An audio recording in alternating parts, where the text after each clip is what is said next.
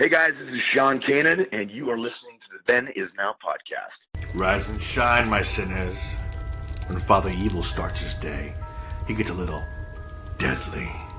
Deadly Grounds coffee has the richest, smoothest flavor you'll find anywhere.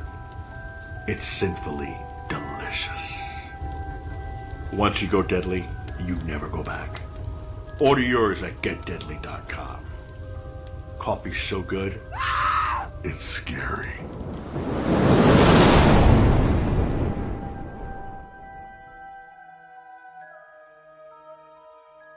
Hi, this is Re-Gor, host of Then Is Now podcast and The East Meets the West. I just wanted to say thank you to all of our Patreon subscribers. We appreciate your support as we grow the audience for our shows. You could find our links to our Patreon page as well as our TeePublic page at havenpodcasts.com. With Patreon, you'll get a lot of exclusive stuff, including our monthly pop culture newsletter, cool gifts, discounts for TeePublic, and our special exclusive show, Then Is Now Filmmakers series, in which we interview directors, producers, writers, composers, special effects guys, basically anybody who works behind the scenes in film and television, and get their insights into the process of creating films and TV shows. Also at our TeePublic page, you'll find cool merch that you can get or even give to others as gifts. You can find those links at our website, or you can go directly to teepublic.com/stores/havenpodcasts and patreon.com/thenisnowpodcast. Enjoy!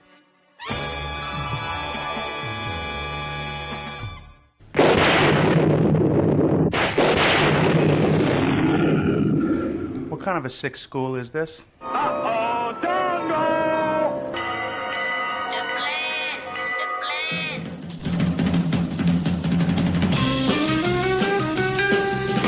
Strange things are afoot at the Circle K. You're going to need a bigger boat. Surely you can't be serious. I am serious, and don't call me Shirley. You got spunk.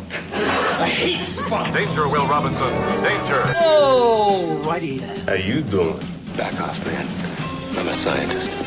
Don't make me angry. You wouldn't like me when I'm angry. Say hello to my little friend!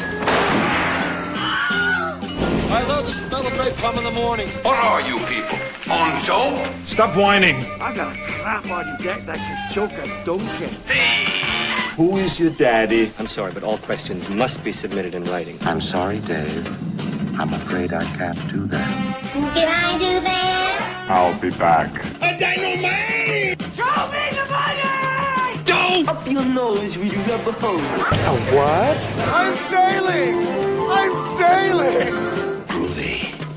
You want the moon? Just say the word and I'll throw a lasso around it and pull it down. Love means never having to say you're sorry. Here's looking at you, kid. We got no food, we got no jobs, our pets' heads are falling off! Come to the coast, we'll get together, have a few laughs. Hear that, Elizabeth? I'm coming to join you, honey. I'm not a doctor, but I play one on TV. I love it when a plan comes together. What we do is if we need that extra push over the cliff, you know what we do? Put it up to 11, exactly. One louder. Why don't you just make 10 louder and make 10 be the top number and make that a little louder? These go to 11. We're on a mission from God.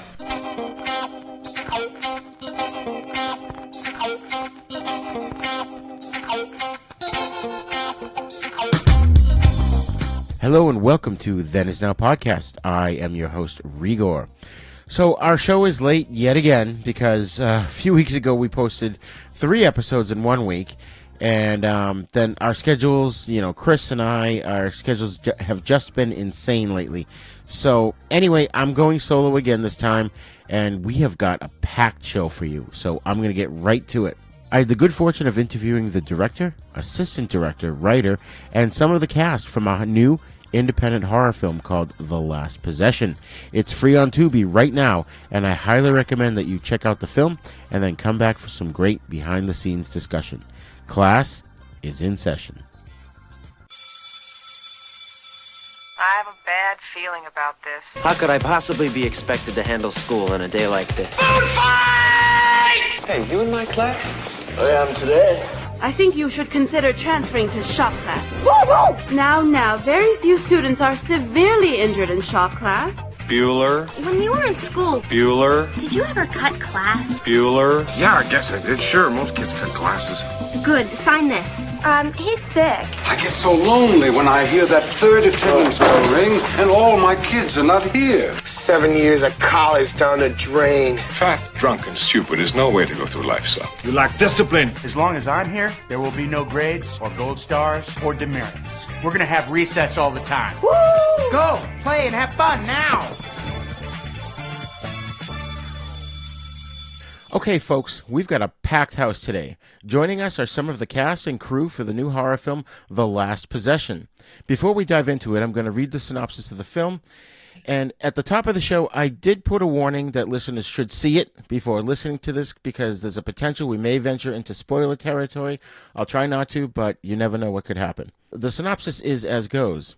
Out of options, after a foreclosure, Kent Peroni is forced to move his wife Stephanie, 9-year-old son Jack, and 6-year-old daughter Gabby into the home where his estranged father committed suicide years ago. Once there, the young family begins to notice strange events around the house, which become so terrifying they finally turn to a medium for help. Spirit guide Granny Inez arrives, hoping to cleanse the home for Kent's family, only to learn they're horrifyingly wrong about the nature of the evil that surrounds them. So, joining us today are Dan Riddle, the director, Greg Shouse, the writer, Stephen Brodie, who plays Kent, Cassie Shea Watson, who plays Stephanie, Patricia Rae, who plays Granny Inez, but don't call her Granny if you're over age 12, and Alissa Riddle, the assistant director. So welcome, everybody. Hello. Hello. Hi. Thanks for having us. Awesome. Thanks for being here. Glad you could join us. So first of all, I watched the film recently, and I have to say, I really enjoyed it. It was so well done. So congratulations to all of you for making such a wonderful picture.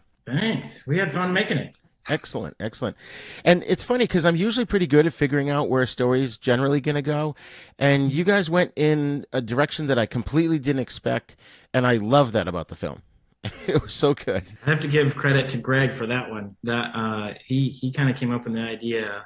And it kind of, Greg, you want to explain how you came up with the idea for the ending or for the, the fun twist, if you will? Well, yeah, it was really sort of strange. Dan at the time was looking to make a low budget horror, and I had never written one before. I came up with the idea of a ghost story at first, and then I started thinking, well, what is Dan really like? Because I wanted it to. He was going to be my first reader, my first audience for this. Yeah. And so I was like, well, what is he like? Well, he's got science fiction posters all over his apartment every time I go over there. So I'm like, ghost story, science fiction story. Maybe these two could work together in a interesting way, and it just sort of developed from there. That's great. That's great. And did you do a lot of research into this kind of a story, because it does jive with a lot of theories that are out there? And again, without trying to give too much away about what's really going on, this doesn't really spoil it, but it starts off with a haunting, but it becomes something much more. And there's a lot of theories in life that the things they thought they were seeing they're both considered interdimensional these days. Do you know what I'm saying? I'm trying not to give anything away. Yeah. I don't want to give too much away myself. Did I do a lot of research? Not so much, but mainly because I read so much that I sort of knew about these sorts of things that were out there. And so I just borrowed from things that I'd read, and also, honestly, from ghost stories that I've loved from the past. So, and like I said, once I had the concept, then it just sort of wrote itself really fast. I mean, I wrote the first draft in like 2 or 3 weeks. That's great. Yeah. And the film definitely has, I want to say it's almost got just simply a nod to the film Poltergeist, because it's nothing like that movie, but it does have a couple of things that make you sort of remind you of that. Was that intentional?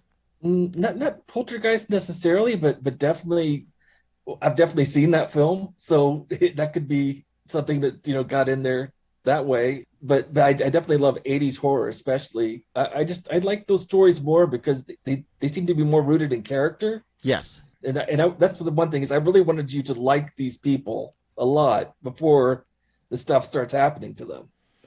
And I think that's a mistake a lot of, horror movies make is they just sort of, here's some people and then bad things happen.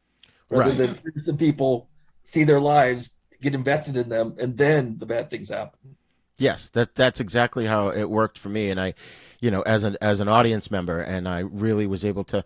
I mean, not only was I invested in the characters just because we got to know them, but I mean, damn, you guys were great actors, every single one of you through the whole thing. So, I really like that. I had one other question about the script. There was a quick scene towards the end, again, not giving anything away, but it felt to me like it was a nod to the film Evil Dead. Is that true? Do you guys know what I'm talking about? Well, I mean, I did like a lot of people say that, so maybe it kind of creeped in there with a lot of camera work that we did, because we had a Chris Vaughn was our Steadicam operator, and I've used him he's been in every one of my films. Well, all two of them. And he's great. Like, you can kind of like let him go and he'll do a bunch of cool stuff. And just being able to just the way he thinks and the way he moves is super cool. And I think, we did a lot of that, POV type of stuff and it kind of does kind of feel a lot of the vibe of Evil Dead for sure. Oh yeah, I mean the cinematography was great in this too, but I was actually specifically referencing a scene where Gabby opens up a door and there's something on the other side of the door. Not ringing any bells? No, go ahead. I'm just kind of confused which scene. There was something happening outside, a large kind of. Oh yeah, okay. At the end where there's like yeah. We'll call it what it is, but yeah, I mean that we have a limited budget, and we did do like this. How do you give this away without doing a spoiler? Where it's basically a special effect, a tornado or a portal or whatever you want to call it, type of scenario. Yeah, and it was very similar to that for sure. It was cool because it was obvious that you knew your way through horror movies, Yeah, I mean, ultimately that kind of came about because of our visual effects budget, and we can only do so much two-dimensionally. It's like that was kind of a cheat. Two-dimensionally, we made it. We fly through the door, and it was all done with a composite, and our visual effects guys made that work, and it's pretty cool. That was kind of fun. Nice. So, and we didn't have a lot of visual effects. I mean, we didn't have a lot of computer visual effects, and that was like the only time we kind of, embellished a little bit with like particles and stuff in the air and flying through, space and whatnot. So, yeah, it worked. It worked very well, I thought. And like I said, the acting obviously was very good. Stephen and Cassie's not here yet, but Patricia, you guys were great in it. You looked comfortable in the roles, and you obviously enjoyed working together, especially with the kids who were really good child actors, I have to say. Did you guys hang out together when you weren't shooting? We did. I remember one night we played that game. That game with the cards, and you make up all these answers. Cards Against Humanity? Yes. I had never seen that game before, but the crew introduced me to that. That's awesome. And Patricia, did you do any research to prepare for your role as a medium?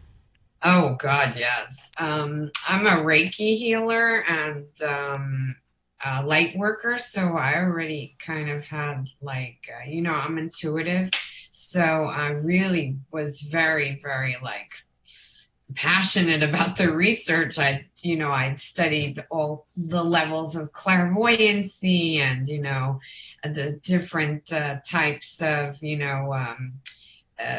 whether you can see or smell or touch. They all have different names. I don't remember this stuff anymore because we did shoot this movie a while ago. And then I did a lot of research, like possession films and alien films and films about channeling ghosts. And I was constantly working on my, the moment that, I don't know, this is a spoiler moment, people. Yeah. When that I get the entity inside of me. And so I tell the story a lot because it's so funny. I would be in my living room watching like The Fourth Kind going, oh, and my husband would come home and be like, stop doing that. You're scaring me. You're inviting entities into the house. And I'm like, what are you talking about? I'm a method actress. That's awesome. So I really, really enjoyed it. As you can tell, because I think my character's just so inviting, Oh yeah, absolutely. And you definitely, if I didn't know better, I would swear you were a medium in real life. And like you said, you're into Reiki and you're into it a little bit, but it came across perfectly on screen. Well, I always feel like when I have an experience personally, something that I'm portraying, I feel like, well, what's the difference between an expert and, a novice? It's knowledge. That's all. So if you know how to channel and what it takes and what the levels of like ascension are and how to open your energy up and everything else, you become an expert, whether you are clairvoyant or not. You become believable enough to portray it. So that's why I do so much research. Right. That makes so much sense. And Stephen, you played the character as, the average dad who's just struggling to get his family through life, and he doesn't have time for such quote-unquote nonsense as the supernatural until he finally sees his son floating in the air, and then there was no question. There was, he just was like, okay, we got to get out of here. Yeah, it's kind of hard to ignore that part. Yeah. So, but I did my best to not buy into it up until then, for sure. And it's funny too, because I'm sitting there, again as an audience member, and I'm yelling because he's running through the house. They're screaming from upstairs, and he thinks the kids are just messing with them, and he's getting angry. And I'm like, dude, your wife saw something, Yeah. It took a little convincing, but Kent he doesn't believe it until he sees it with his own eyes. So he's always got an explanation. That's great. And Cassie just joined us. Welcome to the show, Cassie. Hey. How are you? Good, thank you. Excellent. Welcome. So Cassie, we've been actually talking with the actors. We talked to Patricia and Stephen. So jumping right into it, I wanted to ask you, your character Stephanie, she really had a slightly different arc than the other characters, because while she's also trying to emotionally support the family, she becomes a believer of what's going on early in the film, and she ends up going on this emotional roller coaster ride as the paranormal events are like beyond her control. And, she tries to remain supportive of the husband, but then it kind of kicks in with her that she knows first and foremost the children need to be protected. How did you prepare for this kind of a role? I knew the kids before we started shooting. And even though I don't have my own kids, I'm very protective. I teach kids and I'm very protective of my students. So just that inherent protectiveness, and I'm my oldest sister. So just that in itself kind of gave me that. I would fight for my sisters when we were growing up. I would fight for my students. And I kind of had that feeling of, I'll fight you for my kids, and just taking that to a whole nother level if they were mine. So I really feel like that helped prepare me for that. Awesome. Yeah, it's a lot. You put a lot of work into it, and it clearly came across. I was telling the others, you guys did a knock-up job in this movie. It was so good. How long was the shoot? I can't remember. I think we shot. I feel like we were at the location for a month, but I think we might have shot for 3 weeks. Yeah, it was a little over 3 weeks. Yeah. Okay. And where did you find that house? Because I really liked it. I think. Well, gosh, we did a lot of scouting in Texas. We went a whole bunch of places. We drove all around. It was kind of crazy. But ultimately, this place worked out because it was like a ranch. It was kind of like almost like a place where you could take, a work group, and you can, like a dude ranch kind of, and go hang out and go horseback riding and hunting and whatever. It's like all kinds of stuff.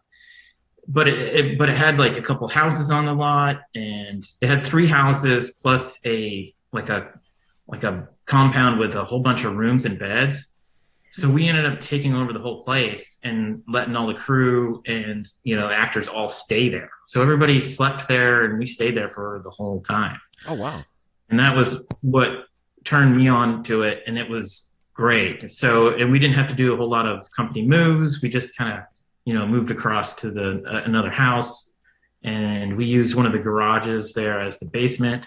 So it was all kind of right there. I think the only things that were away from that ranch was the Kent's work, and what was else? What was that? The motel. Oh, and the motel. Yeah, that was it. Wow, that's awesome. So Granny Inez's house and the haunted house and the crew quarters were all in one place. Yeah. It was like a crazy summer camp that was really hard, and then at the end there was a movie. Yeah. Or a cult compound. At one point, the kids even went horseback riding somewhere close by or something. It was crazy. Yeah, everybody did. We did like a weekend adventure, so that was kind of cool. That's awesome. I didn't get to go, but I think the crew. That's great when you get to do a job like that. You really enjoy your work. So, Alissa, you're the assistant director, is that correct? That's right. At first, I showed up and I was shooting behind the scenes, and then they had some production changes, and I became the AD. Okay. And what does that job entail? That's like the head of the logistics department. So you're figuring out scheduling and keeping everything moving, because all the departments have to work together. And so you have to sort of figure out, okay, if we go in this order, who has time to set up the next thing while we're doing this thing over here. And, Dan and the producers had made some really smart choices, doubling things up, like being all in one physical place for 3 of the locations, and doubling up some of the actors were also in charge of stunts, and were also physically doing some of the stunts with the kids. And we were really strategic with shooting the, what should we say, monster at the end to keep it kind of generic, the creature day, which we did all in one day. So really the AD just keeps the train on the tracks, keeps it rolling, because if everybody's working on different things and doesn't know all right, we're doing this in 5 minutes, then it sort of takes an hour. Right. And did you have to shoot out? I know a lot of things shoot out of order. Did you shoot out of order particularly? Or? Absolutely. Yeah. And this one was really challenging because they did things like the motel shot was the very first day of production, and the creature was the very last day of production. And you'll notice in the movie that there's overlap in that. So everything was out of order. One of our biggest challenges was actually the Texas weather. So some of the storm footage is real, and we had to work around that. That was our biggest scheduling issue. Plus we had kids working, and they can only work so many hours a day. Right. And then on Creature Day, they were doing the makeup in pieces because so many of the effects were practical. And so we would shoot, and Dan is really the mastermind of this because he knew how he was going to cut it later. But we shot the creature from the top down as the makeup appliances were applied. And so we would have to reset each scene as we could see more of the creature. And that was a huge scheduling issue. Wow. Yeah, so we started with the close-ups, the tight, close-up shot of the face of the monster, and then we would move to another location and set up. And while we were setting up, Ashley, our makeup, she would apply more of the creature effect. So as we were going throughout the day, the creature was getting more and more full-bodied. So it's kind of. And we kind of planned it that way too. We planned this, the shots that way, so we could spend all day applying makeup. That's awesome. And we would be really strategic. So James Logan, and he would work out the stunts and rig that while Ashley applied more makeup appliances. And it was really cool. We bounced back and forth. That's awesome. I'm going to come back to the special effects in a little bit, but Patricia, I know you're up against the clock here. Do you want to briefly tell our listeners how you got into acting? I always wanted to be an actress. since I was in grade school, and I moved around a lot, so acting was also something that kind of I could gravitate towards in any school that I was in, because my education was very disparate. And then when I got to high school, I joined the drama club, and I didn't want to go to college, but my girlfriend talked me into it, and I attended a year at Flagler College in St. Augustine, Florida. And I started, in the drama department because I was going to major in drama, and I realized there was a lot of racism already, even at that level. Because I was Latina, I felt that I never got the opportunity to audition for the lead roles in any of the productions. And I was like, well, if I'm going to get typecast, I'm just going to go out into the, workforce. So I dropped out of college, and I chose to go back to New York and study at the Lee Strasberg Theater Institute.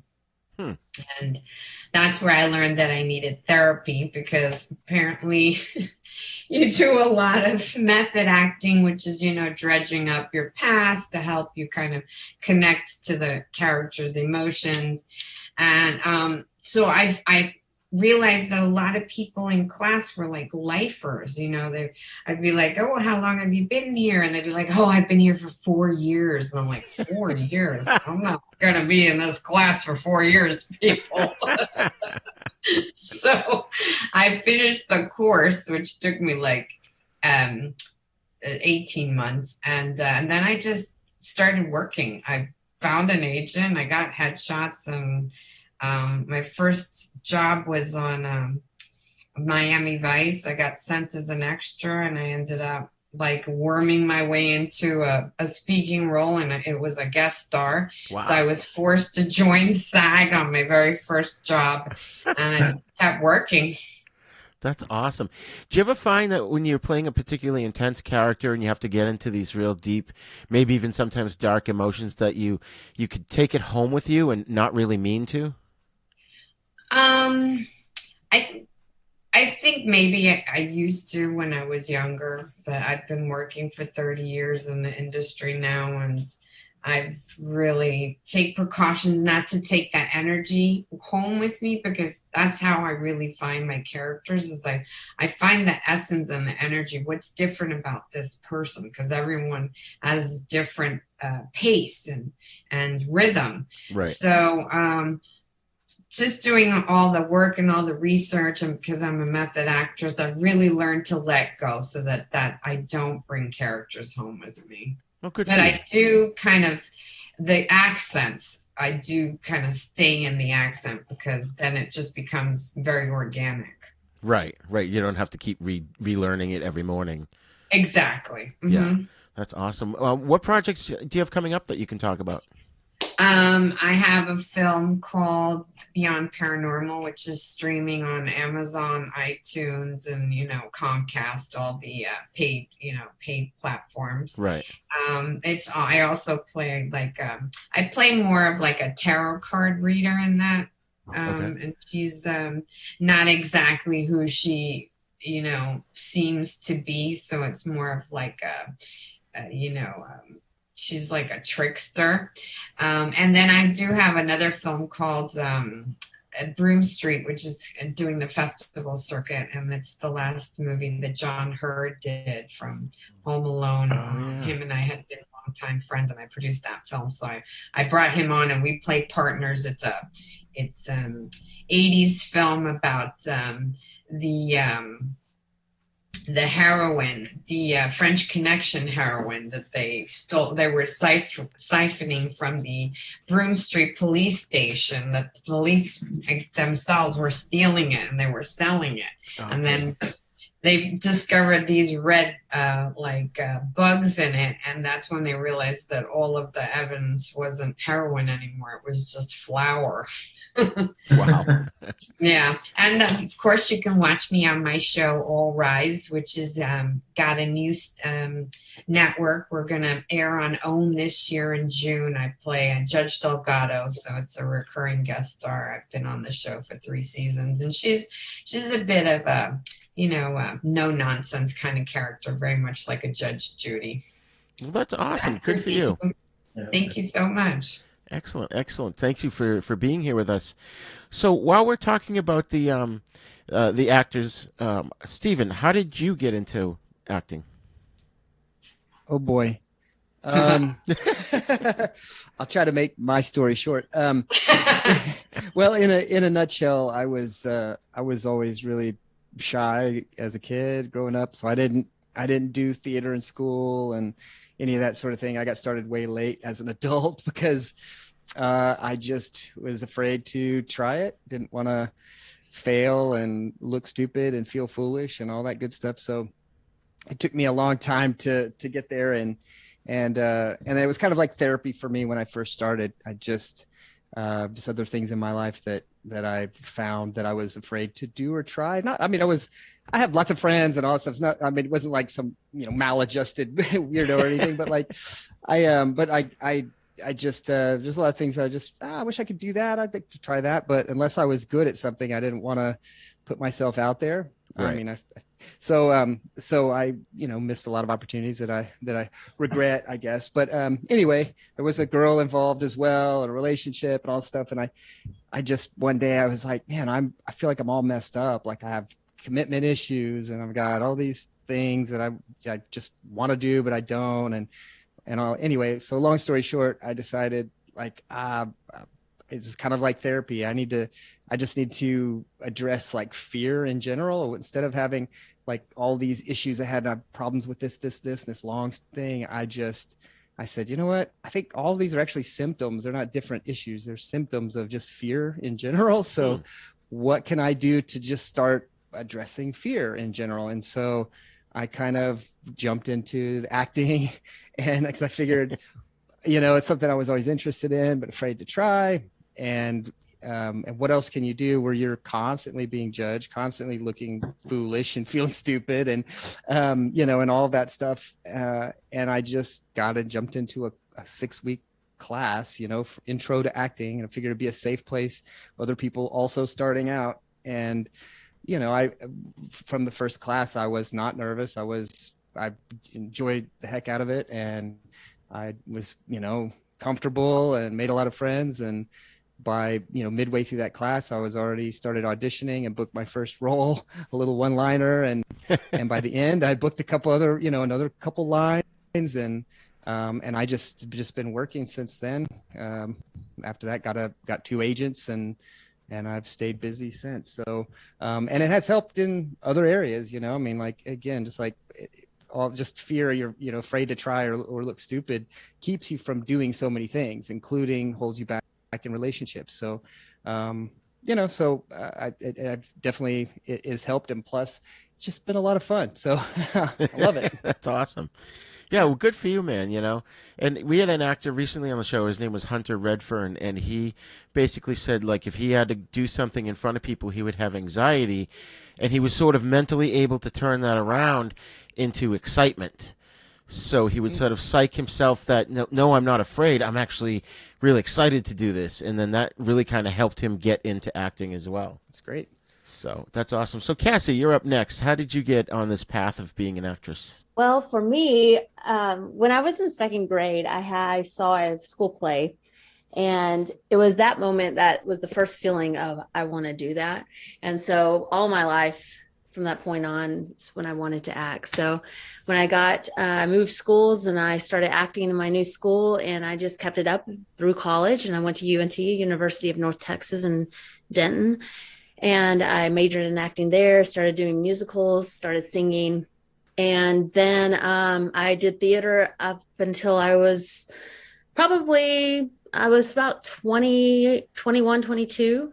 And then I auditioned for a film, and it was my first film I was going to audition for. I had done a reality show, and I was like, I did this reality show. So I went and I auditioned for this film for an extra role, and I looked like the lead character, and they needed to fill a role. So they cast me as the lead character's daughter. And that was the first film I did. And it was a SAG film. And I was like, okay, well, I'm on board. Let's do it. Nice. So, that was pretty awesome. And then from that point on, I got a couple of agents, and I just started acting. And and the rest is history. And I also, because I found acting through seeing a play and having influential teachers in my life, I not only did I do film and television, but I also started my own business teaching private lessons with acting and singing. And that has been probably, I love acting, but teaching and seeing children and adults grow and find their strength and get to be able to get over there are things that scare them in life, kind of like what Stephen was saying, was really has been really inspirational to me. And I love both. I love acting, but I love teaching too. That's excellent. That's excellent. Yeah, you guys are a good team together, acting wise. Would you ever consider working together in the future if you could? I'm sure we've worked quite a bit together, so I'm sure there'll be other opportunities. Excellent, excellent. So while we're on this track here, Dan, why don't you tell us how you got into directing? Oh my God. Well, I mean, I've always made shorts and little things ever since high school. So, running around with the camera and whatnot. So, but I ended up more being an editor because I was kind of the computer nerd and ended up, installing Premiere and working with, editing software way back when. And yeah, I don't know. I think ultimately I came out to Hollywood and I started working as assistant editor. And I remember wanting to edit, and everybody thinks this is crazy, but I wanted to edit a lot, learn how to edit more, like get into the kind of technical aspect of editing.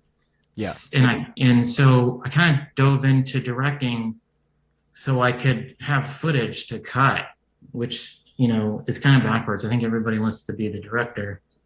Right. But I did that with Technically Crazy. And, I was an assistant editor in Hollywood when I made that film as a director with Greg. Greg was also co-directed it with me. He wrote it. That's how we've been working together since then. And that was like kind of a really cool, fun, introduction to like just diving into it. And ever since then, I've been doing shorts and, working on, mostly stuff with my friends. And, this kind of this has been, a lot of fun. And I think I kind of, and Cassie was working on a movie before Technically Crazy. And I went out to her set and like hung out with all the people making her movie back, that was a while ago. And I thought that was super cool. And I was like, man, I think I could do this. And so I kind of dived into it. And, so I think that's turned into several films because of, kind of watching Cassie make her movie way back when. So, I don't, yeah. So I guess that's kind of where it all came from, I guess. I don't know. So. Awesome. And Greg, so you're a partner in crime here with Dan. How did you come to be that way? How did I come to be Dan's partner in crime, or how did I get into writing?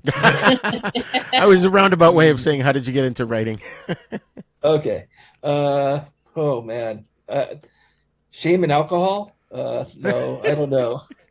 I always knew I wanted to be a writer. When I was just growing up, I would in high school I would write breakup notes for friends that were just horrible, mean-spirited, awful things that they all loved, because it makes you feel better at the time. So when I got into college, I did I thought I was going to go into like TV production is what I was looking at, but I really didn't really want to do that, but that was the closest I could get to where I wanted to be. So, after I graduated with my BA, then I started just writing a screenplay and looking at different film schools, and ended up getting into AFI. And so from there, I met a whole bunch of people. One of them was like probably one of my better friends from film school, was from Texas, and that's sort of how I ended up meeting Dan in a roundabout way. Yeah. And things just sort of grew from there. That's awesome. Yeah, I remember reading Greg's script, and I was looking for a script to make technically crazy, and I read a lot of the Blacklist scripts. I don't know if you're familiar with those, but those are like hot scripts that have been passed over for the season, and then eventually sometimes they get picked up and they're kind of popular. But I read a whole bunch of those scripts, and I read Greg's script, and I was like, man, this script is very a lot like the Blacklist scripts, and so I was like, let's make this. And so that's kind of how I loved his scripts, so that was kind of fun. So that's awesome. That's awesome. Yeah. And rounding things out, Alissa, how did you get into becoming an assistant director? Well, I'm usually not an assistant director. But I'll tell you how it started. I saw E.T. when I was about 4.5, and it blew my mind, wrecked my world. I was very upset. And my mom kept trying to explain to me. She's like, no, it's like a story. Those people have real lives, and they were telling a story, and you get to see it on the screen. And it's just like when we read a book. And it took me a long time to understand that, but I decided then and there that's what I wanted to do with my life. And I lived in small town Texas, but they started calling me Hollywood. So I went to film school at the University of Texas, and then I moved out to Hollywood, and I just kept falling into production and post-production work in order to afford living there, really. And I think my career didn't go as far as I wanted it to because I secretly wanted to be an actor, and I'm doing that now. I wasn't brave as early as the other actors here. And as for being an AD, I got my practice on some crazy reality shows, being a production manager and being a quasi assistant director. And then every time I go to Texas to help out on movies with my friends, I just sort of end up the assistant director. So it's kind of fun. If a friend is like, hey, Alissa, will you come out and be a production assistant for 2 days? I'm like, sure. And then somehow I just run the production. That's awesome. It must give you a sense of satisfaction, though, because you've got so many working parts that you're trying to coordinate, Yeah, working with good people is the best thing about working in the film industry. And I am always excited to help people get their films off the ground and keep the momentum going, because it is an enormous struggle and it takes a lot of energy. And especially when you have one person or a small group of people really trying to get things made, you never have enough time, you never have enough resources, and they need all the help they can get. And I'm a real pushy person, so I can push things forward really well. Awesome. Good for you. So that being said, I wanted to ask the actors here, what do you look for in a director? Do you mind if I go first? Because then I'm going to hop off. Okay. Yeah, go right ahead. Thank you, guys. Thank you, Cassie. Thank you, Stephen.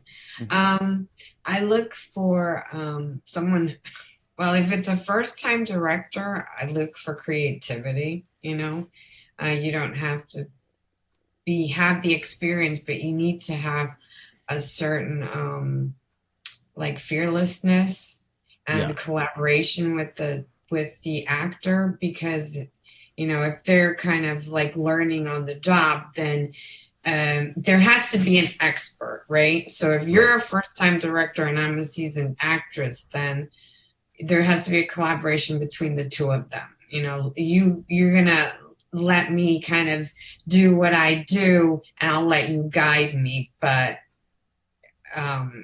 let's come to it together. If it's a more seasoned director or television show, I kind of just let the director do his thing and trust that he has a bigger picture. I do my homework, I do my thing, I come prepared, I know who my character is, I know all my backstory, I know everything.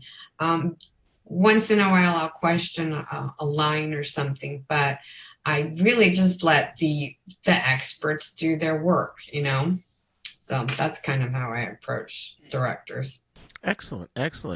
And I apologize, we kept you a little overtime. I didn't mean to. Oh, it's all right. But thank you so much for having me, Roger, and congratulations to everyone on the movie, Alissa, Greg, Dan, Steven, Cassie, everybody. It does take a village to make a movie. I know it's such a daunting job sometimes. And if you don't have the support, if you don't have people that see your vision, champion your vision, it's really hard to make a movie. Right, exactly. Thanks for being here, Patricia. Thank you, Patricia. You're welcome. Bye, guys. See ya. So Cassie and Steven, what are your thoughts on what you look for as a director? Steven, you want to go first? Sure. Yeah. I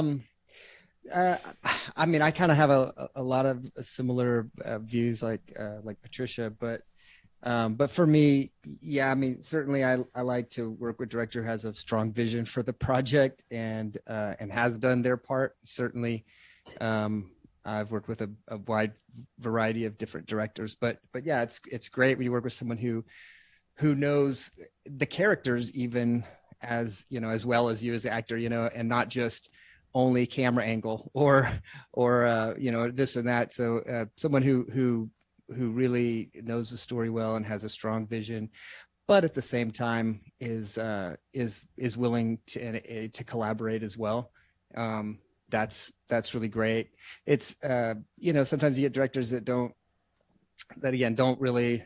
They're just like, well, actors are weird. I don't know them, but I want this to look good, and that's kind of it, Yeah. And so that's it can be great if you know what you're doing and stuff, but taking everybody's performances and putting them all together takes someone who has a bigger vision than that, as and sometimes you can tell. But yeah, I mean, it's a collaborative medium, and it's a people oriented business. So I certainly like people that whether it's the director or anyone else on set, that it has that spirit, that like, we're here to make a movie, we're here to have fun doing it, Right. we're taking care of business and we're getting things done, that need to get done, but let's enjoy the process too, because for me it's a lot about the people as well. So Awesome. Cassie? Yeah, I agree with both Patricia and Steven. I love directors that trust you just to do your job. And to me, if you cast me, then if you've hired me, then that means that you like my style, you like my acting. So just trust that I can do it. And there's a lot of directors that want to micromanage. And at some point you start feeling like, okay, why did you cast me if you're going to micromanage every single line or whatever? And it takes away your freedom to just really be the character that you've envisioned after talking with the director. And, there's that, I think that many directors I've worked with, including Dan, they do a good job at having a vision of what they want the project as a whole to look like. Right. And they can say, hey, this is what I want out of this character. Now go do your job. And that's what I loved about working on this project and many projects I've worked on. And it's hard. That's hard to get out of a first-time director, or like Patricia was saying, first-time directors, it's hard to trust them because they it's almost like they want to act for you, and it's like, well, really good directors just trust you to do your job. And so I have respect for Dan because of that. He hadn't directed. What project was this for you, Dan? Like 2 or 3? Well, this is the second. To direct. Yeah. To direct, yes. Mm-hmm. Yeah. This is a billionth project. Yeah. To do something else on, but to direct. So Dan did a great job because he has so much experience. He did a good job at just letting us do our thing, Right. So Dan, well, in terms of what Cassie just said, of letting the actors do their thing, what's your policy, or how do you view improv per se? I know some directors are, it's got to be all the words in the script and that's it, and other directors are, hey, let's just make it up as we go. Do you find yourself on either side, or you sort of in the happy medium in the middle where, hey, let's try it your way and see how that works? You know what I mean? Is that how you kind of approach things? I've done both. So I've worked on a web series that was a lot of improv and it's like we had a basic script that we wanted to kind of adhere to, but the guys were really funny and just went on, total tangents, and we just went with it. So as long as it's funny, that's harder because, you kind of have to adjust and change things on the fly because, their comedy takes the story in a little slightly different direction, so right. That I did a series called Driving Arizona, and it was a lot of fun as far as is a lot of ad-lib stuff. But as far as the Technically Crazy and Last Possession, we stayed pretty close to the script. I don't think we kind of veered off too much into improv. I just don't know if did we do any improv? I can't even remember. I don't think so. Yeah, we kind of stuck with the script, and I think it was just one of those things where we had to do everything so out of order, and and it's such a tight schedule. Plus, we had kids, and it was not much we could improvise. But right. I'm totally okay with it, and I edit a lot, so I don't have a problem, kind of changing things as we go, So, and if it feels right in the moment, I say go with it. So, but yeah, I am, yeah. So I kind of want to veer into as far as my directing style, I do kind of like to not, be micromanagey. I kind of sit back and let everybody kind of do their thing. And I do that with the crew as well. I kind of let everybody, kind of do what they're doing, unless something seems really out of line. And then I try to kind of step in and kind of veer. I don't think I've ever demanded anything from anybody or anything like that. It's just more of a kind of a, point people in the right direction kind of thing, Right. So, but then a lot of times I'm surprised by what people do, I'm pretty happy with stuff, and so I think it is a give or take, all of a sudden you get something, yeah, let's go with that. That's cool. So I don't know. That's my. Hey, Dan, do you think that when people improv a lot, do you think that it makes it harder for you to edit?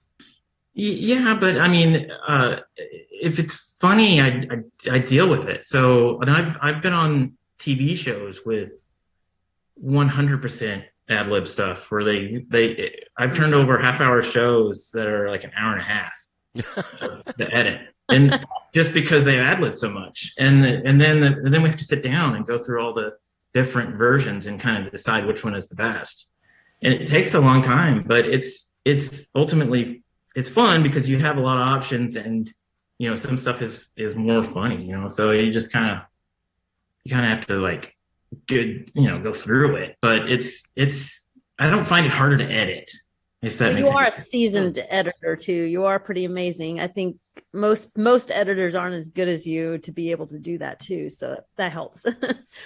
Do you find when you're shooting, Dan, that you're editing it in your head? Yes, but I also know what I like as an editor, so I can just shoot what's needed, but I also like to have enough of everything so I can change it, if that makes any sense. So yeah, exactly. I don't like shooting just the shot and then moving on, just the shot, moving on. I like to shoot the scene as a whole, kind of give it, play it from the beginning to the end, and let the actors kind of go through the whole scene, and I'll capture, an angle, and then we'll do it again from another angle. So that way everybody gets a flow of the whole sequence. But go ahead. But I can say that on The Last Possession, we didn't always have the luxury of doing that. So it's also really wonderful that you knew exactly what shots you were planning to use, because even though it was everybody's preference to go through the scene, sometimes it's okay, we have 10 minutes and we have to get this from this angle once.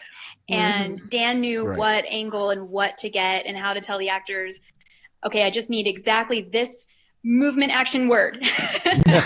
And we shot it like that, and we didn't do the whole movie that way because that would be really unprofessional, but there were times where we had to operate that way. So Dan's wealth of knowledge and like skill set in editing made that work. Well, and also my other secret weapon was Brian DeAugustine.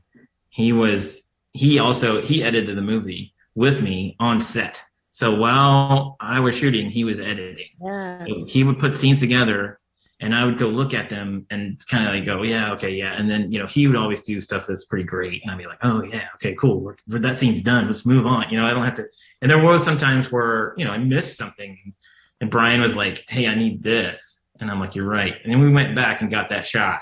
So that was a huge thing. If you can do that, have an editor on set. It's awesome. That's great. And you shot digitally, I assume? Yeah. You couldn't do that on film. No. Well, I mean, if you had money, you probably could. Right. You just, you process overnight and have dailies in the morning. Yeah. We did some crazy things. We had our post team set up at one of the houses on the location, and we had to process the dailies, which is, we shot in 4K, and then we had to, we offline the media. This is all technical stuff, but we would, that took hours. So we had people working around the clock getting those dailies, turning out. And like even Chris Vaughn, our camera operator, was coming in the middle of the night and, hitting stuff on the computer to have it transfer the dailies over. So it was like a real group effort, and it was, it was a lot. I'm super happy it all worked out.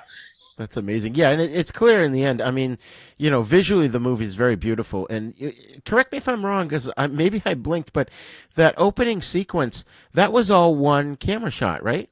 Yeah. That was impressive. That was Chris Vaughn as well. He's our steady cam operator, and we added that scene at the last minute, I think, or towards the, that was an additional scene.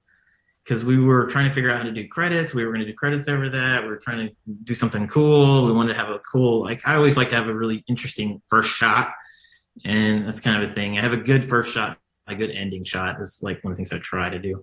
Yeah. Hopefully I kind of was successful in this one. And then, so, yeah, and I think it was a lot of fun to kind of, it's hard to, it doesn't look like we're panning out very slowly, but Chris is sprinting backwards to make that shot work.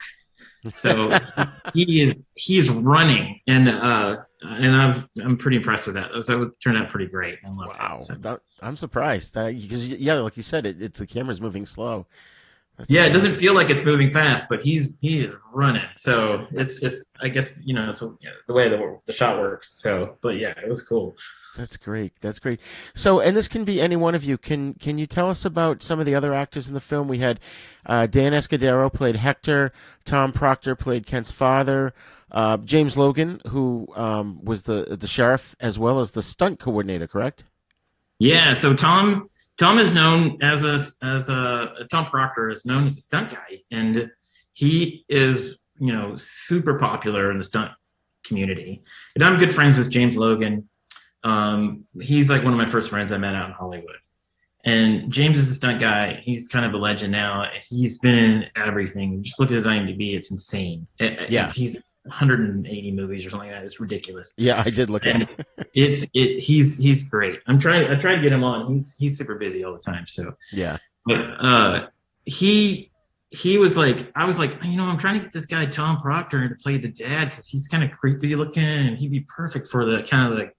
The scary grandpa. And he's like, oh yeah, I know Tom. Hold on 1 second. And then a few minutes later, Tom was like, all right, I'll do your movie. And that was just like, it was great. So, that was, and then they ended up helping with stunts as well. So, when Laurel gets, rises up in the air and, goes into the attic and all that kind of stuff, that's Tom just wearing a green suit and picking her up. Oh, wow. So every time the kids are floating, it's just Tom holding them up in the air because Tom's a big guy and he can just hold these guys up, hold the little kids up with the air with one hand. So we did all that in a green suit, and that was kind of poor Tom wearing that green suit. He was a trooper. And then same with James Logan. James played, we give him the part of the sheriff because he's just a great, he's kind of a cool dude and just has the look of, he's from Texas. And he's Texas through and through. So he played great cop or, great sheriff, small town sheriff guy. It's kind of, Yeah. Not the greatest dude, but kind of squirt, whatever. Anyways, he was cool. But he was Hector. We put him in a black wig, and so when Hector gets flown across the room, that's James. Oh, okay. And then Tom is pulling him. They hooked up a rope to James, and Tom just pulls really hard and yanks. And James goes flying across the room. That's great. So, and then and then he brought in I forgot his name already. I'm blanking. Dan? No, the guy who doubled Steven. Oh. Is it like Jason Scott? Something Scott? Yeah. Anyway, he went on to be a huge stunt guy too, and so when they're falling down the stairs, it's Steven stunt double and James playing Hector.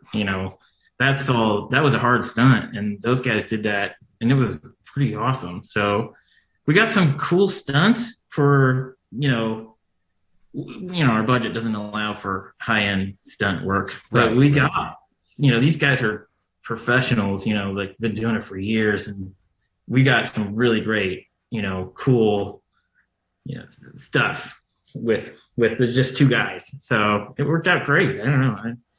Oh yeah, it's very believable on screen.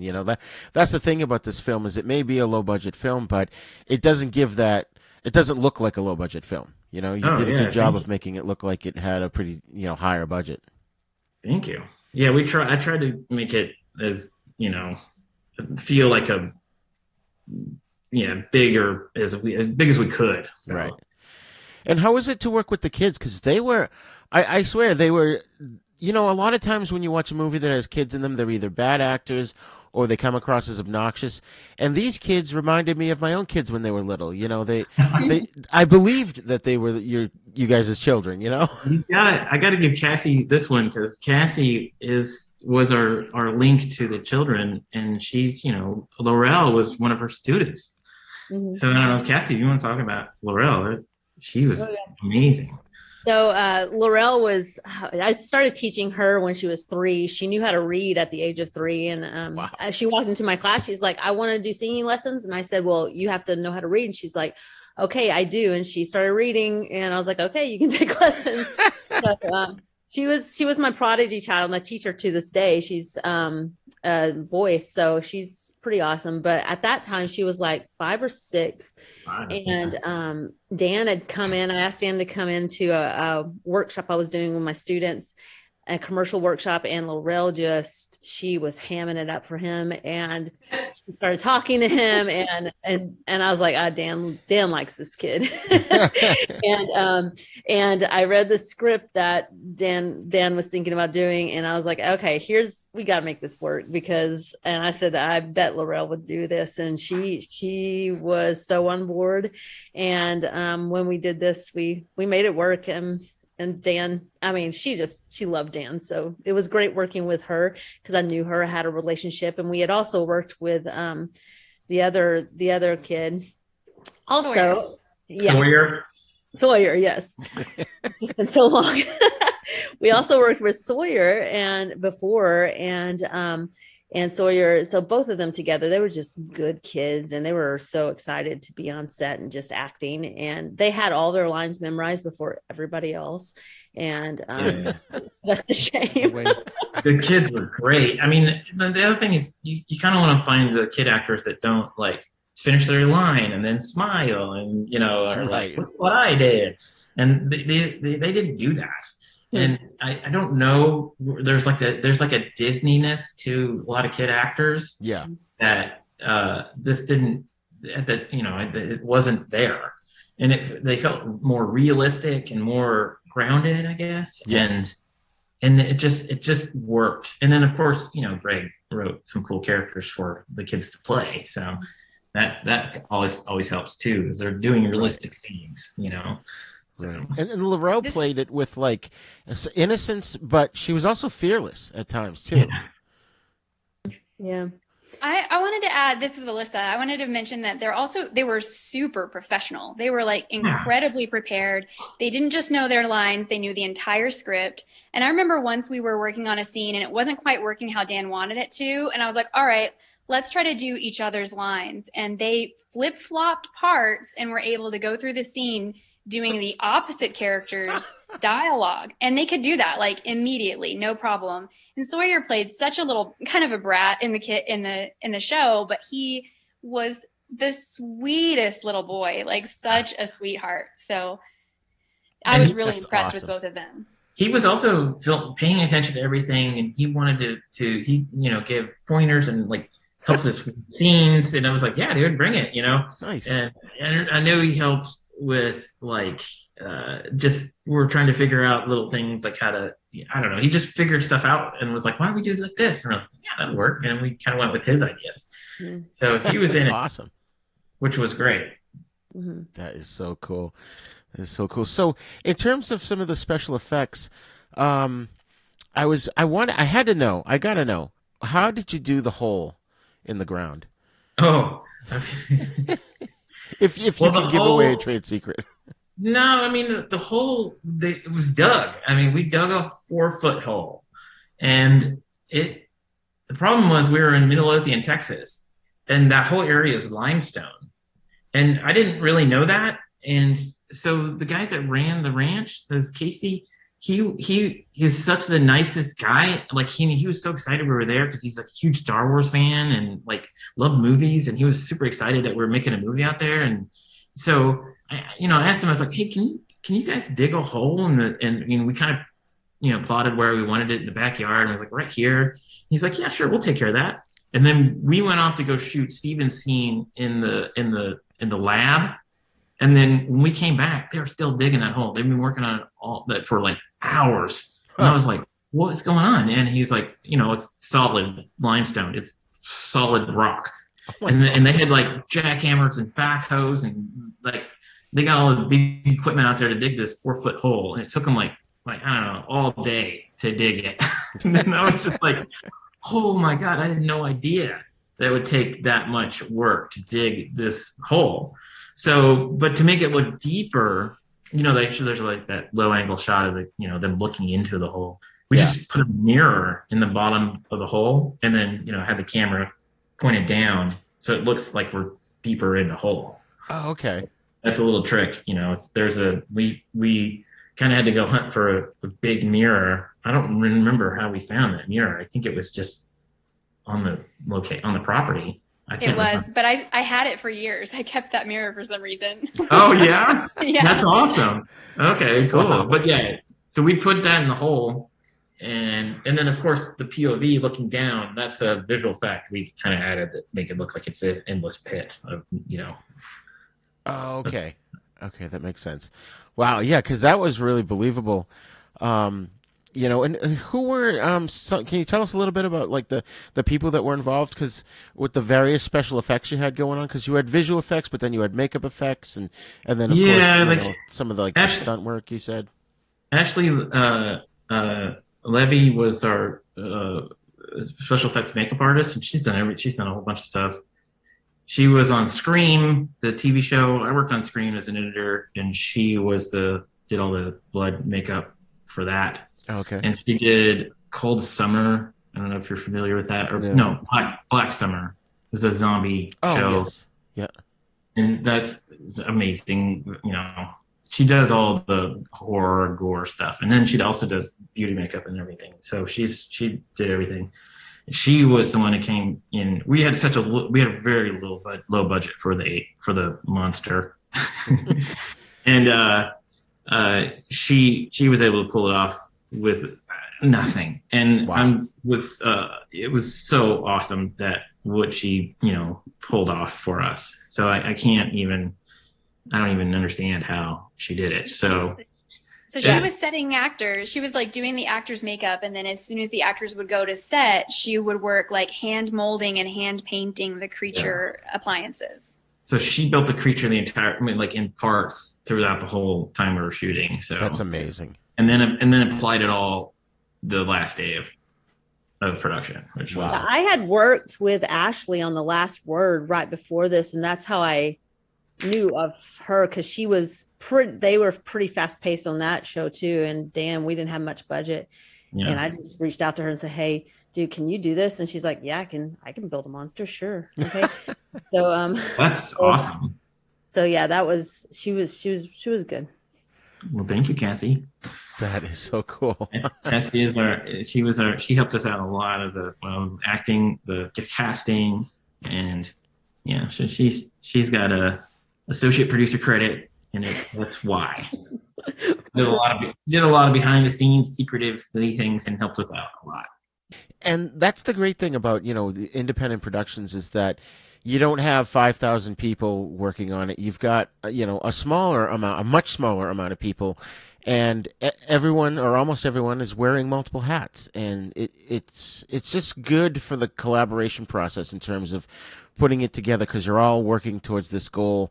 And that, I've got 2 or 3 different things to do to contribute, and it just makes it better, Yeah, everybody contributed like their own thing, like, because we were all friends, like, I'd known Dan for years and Brodie, and then it's like we all kind of knew each other, so we knew we were going to produce something good.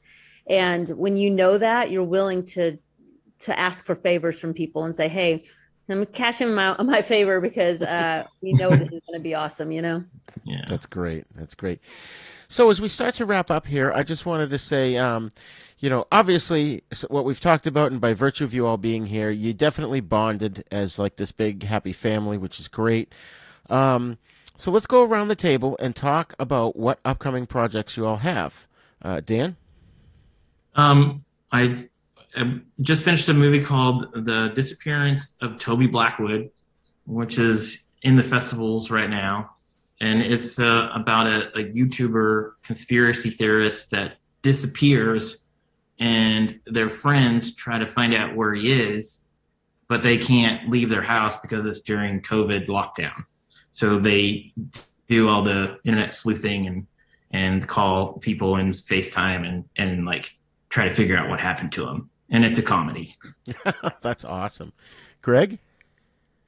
Always writing. I just finished a new script, so I'm hoping to actually go out to Hollywood with this one. Sort of a big idea, high concept comedy this time. Nice. Steven? Let's see. I've got just wrapped up. Did a segment for an anthology, horror anthology that all the pieces have to do with witches and witchcraft. So starred in that, and also produced, and that's just getting some final special effects touches, and then that's supposed to be released later this year. Cassie may or may not be in that film as well. And then I've got a feature shooting in New Mexico this summer. So another horror film, dark, twisted kind of a tale, and it's going to be super, super cool. So I'm looking forward to that. Yeah. Awesome. Cassie? Well, yes, as Stephen mentioned, I may or may not be a creepy witch in a in a segment of the show coming up called Urbex. So we'll see how that pans out. And then I have a little film that I'm doing called Lake Court with some friends who's like, "Hey, we want to shoot a film, and it's gonna look good. We got some great people behind that." And then I just got cast in a TV show, actually, that I'm under contract, can't really mention yet until at least until after I shoot it. So I'm excited that things are, after the pandemic was really slow for a while. So I'm it's really exciting things are starting to pick up. That's awesome. And Alissa? I am in Dan's movie, The Disappearance of Toby Blackwood. I get a scene, and I think I'm hilarious in it. And I do a lot of voice work. So if you're watching The Resident on Fox and Hulu, my voice is in episode 6 this season and episode 13. Nice. And I also am doing a voice work called Loop Group, which is very unusual, and hopefully you won't be able to recognize my voice because you're sort of I'm not supposed to stand out. And again, like Cassie, on that, I'm on shows that I can't really talk about yet. So Loop Group. That's awesome. Well, guys, Dan's sent me everyone's social media information, so I'm going to have all that in the show notes of this episode, as well as where to find the film, which is on Tubi. And I must say, first of all, Tubi is one of my favorite streaming apps because it's free, and they have so many horror movies on there, like a lot of obscure ones too that you can't find anywhere else. I love it. And can I just ask one final question? How did that come about, getting your film onto Tubi? Well, I mean, it's the distributor, Terror Films, and Joe Dean did all that, and those guys are great. I kind of stumbled onto Terror Films through Technically Crazy. We had used Distribber for Technically Crazy.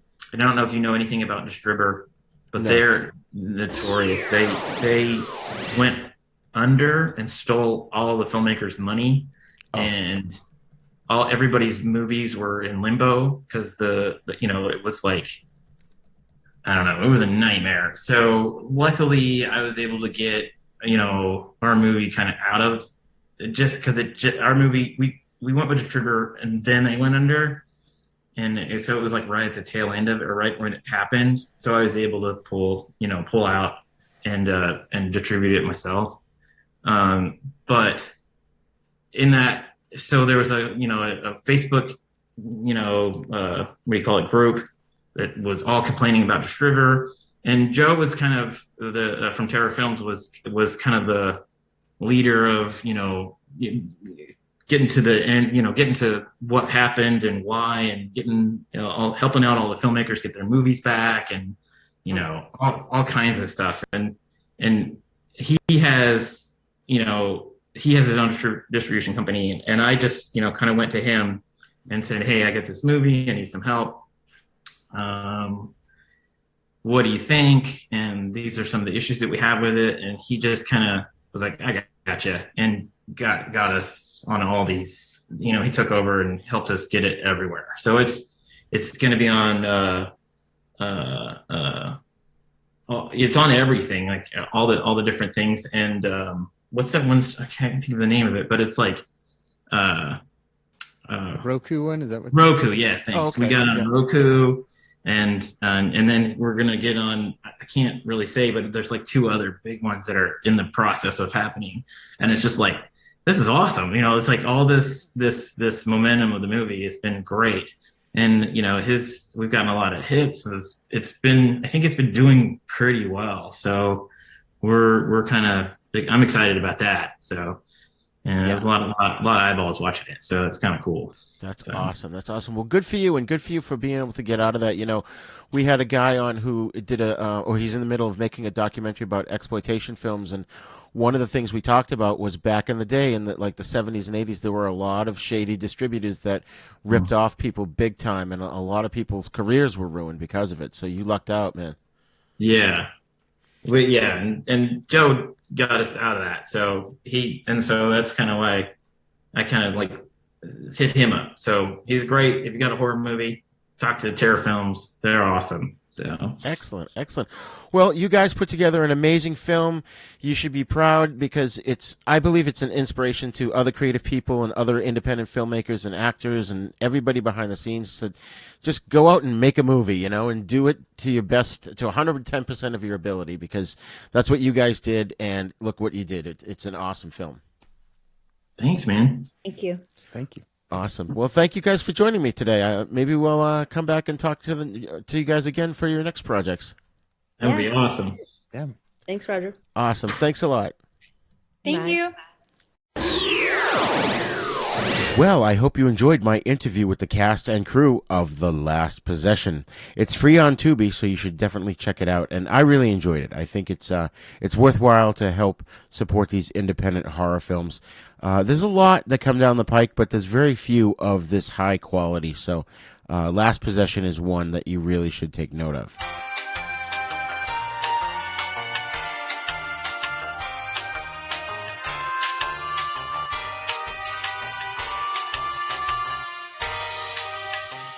Okay, folks, thanks for joining us again today. I don't think we had the chance to mention it on the last episode, but we've started up a new monthly live streaming show. Bill Van Ryn from Groovy Doom and the Drive-In Asylum Double Feature and I have teamed up to host a streaming video show called The Fright Lounge, in which we discuss all horror media. Now, if you're unsure if you want to get into horror, you're a little scared, maybe you enjoy CSI, which has gruesome scenes, but or conversely, you could be a person who is terrified that all horror is disgusting and scary. Well, you might want to check this out, because also, if you're a seasoned horror fan, this show is for the both of you. So please, check out the details at havenpodcasts.com, and the Fright Lounge link is on the right-hand side of the webpage. Fright Lounge also has a Facebook page at facebook.com/Fright Lounge, which will keep you up to date on all our broadcasting dates and times. We'll be live on Facebook and YouTube, and we're always going to have a great guest. And I just wanted to remind you that Patreon is a place where you can support artists like ourselves. We got some great stuff going on at our Patreon page, including our exclusive Filmmakers series, where we talk to writers, directors, producers, and basically anybody behind the scenes in film and television. So please, be sure to check out the Patreon link on our website and help support your favorite pop culture show. It's only $3, the same price as you would pay for a cup of coffee. And when you sign up, you'll be entered into a monthly contest to win Sean Kanan's book, Way of the Cobra. Now, for those who don't know or don't remember, Sean played the villain Mike Barnes in Karate Kid 3, as well as A.J. Quartermain on General Hospital for a few decades, and tons of other roles, including Bold and the Beautiful, and his own show, Studio City, on Amazon, just to name a few. Now, that's a great deal, so please check it out. And while you're on our site, please click the TeePublic link to get some fun merch. We got our new Classes in Session design up, so grab them now. You can get a t-shirt, a tote bag, a tank top, a sweatshirt, anything you want. It's on TeePublic, and it's on our website, havenpodcasts.com. We also want your feedback, so please email us at thenisnow42@gmail.com. You can also join in the conversation at our Facebook Then Is Now podcast group. Then Is Now podcast is a proud member of the Dorkening Podcast Network, so please be sure to check out the other great shows there at thedorkeningpodcastnetwork.com. Also on our website at havenpodcasts.com is our sister show, The East Meets the West, in which we discuss Shaw Brothers films and spaghetti western movies. And Then Is Now, as we mentioned earlier, is on YouTube, so please visit youtube.com/user/UncleDeath1 to get the latest videos as well as other fun videos. Please subscribe to our YouTube page and also share it with your friends and get them to subscribe as well. Don't forget to hit that little bell so you can get notifications of all our new videos. Also, and lastly, please, seriously, go wherever you download your podcast from, and just, if you like the show, leave us a great review. I mean, 5 stars would be awesome, but please just leave us some great reviews, because what happens is places like iTunes and Stitcher and all them, they go by the ratings, and the more good ratings that we get, the higher we'll get bumped up into the recommended list. So if somebody's looking at one show, our show will pop up and they'll go, oh, I might like that, and they'll watch it. They'll listen to it instead of watching it, because it's an audio show. Fright Lounge is a video show, but Then Is Now podcast is an audio show for the most part. So you can find us on all the podcasting apps, especially the big 3, iTunes, Spotify, and Stitcher. Class dismissed.